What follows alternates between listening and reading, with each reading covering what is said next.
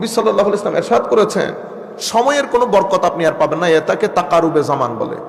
আমার নবী সাল্লাল্লাহু আলাইহি ওয়াসাল্লাম ইরশাদ করেছেন, ফিতনা বেড়ে যাবে, এবং ফিতনা এভাবে বেড়ে যাবে সামাজিক ক্ষেত্রে, ওয়াজের বক্তব্যের মাঠে এবং আমাদের এই মাহফিলের ক্ষেত্রে চতুর্মুখী ফিতনা বেড়ে যাবে।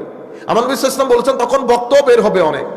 প্রত্যেক বক্তা মানে এমন এমন বক্তা বের হবে, তারা মানুষকে জাহান্নামের দিকে আহ্বান করবে। যারা এই সমস্ত বক্তার সাথে যুক্ত হবে তারাও জাহান্নামে নিক্ষিপ্ত হবে। আমার নবী সাল্লাল্লাহু আলাইহি ওয়াসাল্লাম বলেছেন, এই সমস্ত বক্তারা আমার উম্মতের যেই মেইন স্ট্রিম, উম্মতের যে এজমা, এখান থেকে সরে গিয়ে নতুন নতুন জায়গায় মানুষকে নতুন নতুন কথা দিয়ে মানুষকে ধোঁকা মারবে। মানুষ এগুলার ভিতরে মিশ্রিত হয়ে মানুষও পথভ্রষ্ট হবে। আমার নবী সাল্লাল্লাহু আলাইহি ওয়াসাল্লাম আবার ইরশাদ করছেন, পরিস্থিতি এমন গিয়ে ঠেকবে, শেষ জামানায় কিছু যুবক, কিছু মানুষ বয়সে কম, ব্রেইন ওয়াশ হবে, তারা কোরআন হাদিস থেকে কথা বলবে, কিন্তু দিন থেকে এত দূরে সরে যাবে যেভাবে তীর ধনুক থেকে দূরে সরে যায়। কোরআন শরীফ পড়বে, ঈমান তাদের কণ্ঠনালী ভেদ করে ভিতরে যাবে না। সেই পরিস্থিতিতে আমরা এসে পড়েছি। আমার নবী বলেছেন, ঈমান পুরা পৃথিবী থেকে পালিয়ে মদিনা শরীফ চলে যাবে। এমন একটা পরিস্থিতিতে আমরা এসেছি। আমরা আল্লাহর দরবারে দোয়া করব, আল্লাহ যেন আমাদেরকে ফিতনাময় পরিস্থিতিতে ঈমানের হেফাজতের সাথে আমরা যেন পৃথিবীতে জীবন যাপন করতে পারি।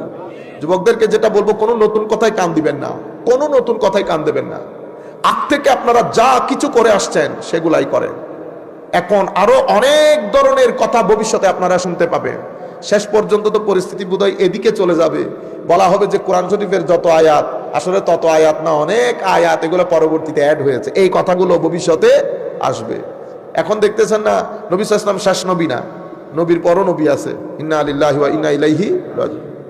এখন বলতেছে এই আমার নবী সাল্লাল্লাহু আলাইহি ওয়াসাল্লামের যে উম্মতে হাদিসে পাক, হাদিসের এগুলার কোনো আইনগত ভিত্তি নাই, এটা অনেক পরে, অনেক পরে। নাউজুবিল্লাহ বলে 1200-1300 বছর উম্মতের মাযহাব, এখন কোনো মাযহাব নাই। দেখছেন, এ বলে হাদিস নাই, এ বলে মাযহাব নাই। 3 দিন করে আরেকজন এসে বলবো কোরআন নাই। বুঝতে পেরেছেন? ইনি বলতেছেন মাযহাব লাগবে না। কিসের মাযহাব? আমি ডাইরেক্ট হাদিস থেকে বলবো। আরেকজন বলতেছে হাদিসই লাগবে না। কেন? হাদিসও আসছে 300 বছর পরে। তো বেটা নামাজ পড়বি কেমনে? সালাতুন মানে হচ্ছে দোয়া। সালাত মানে কি? দোয়া। বস রাস্তায় হাঁটতে হাঁটতে হাত তুলে আল্লাহর দরবারে দোয়া করবো, আল্লাহ আমাকে হেদায়েত দান করেন, আমিন, সালাত হয়ে গেছে। আপনারা কি না কইব না বেটা, এটা হয়ে গেছে। যারা হাদিসে পাক স্বীকার করে, ঠিক আছে, এটাই হচ্ছে তাদের ভিত্তি, এবং এটা ভবিষ্যতে কোথায় যায় আল্লাহ পাক ভালো জানে। কেউ সাহাবায়ে কেরাম সম্পর্কে সমালোচনা করে, কেউ আহলে বাইত রাসূলের নাম নিতে চায় না, কেউ আউলিয়ায়ে কেরাম সম্পর্কে মাজার পূজা বলে। এই ভিন্ন ভিন্ন অনেক কথা শুনবে।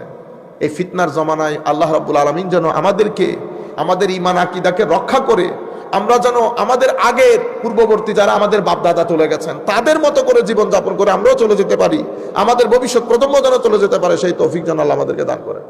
আমাদের ছেলেপুলেদের ঈমান আকীদাকে যেন আল্লাহ হেফাজত করে।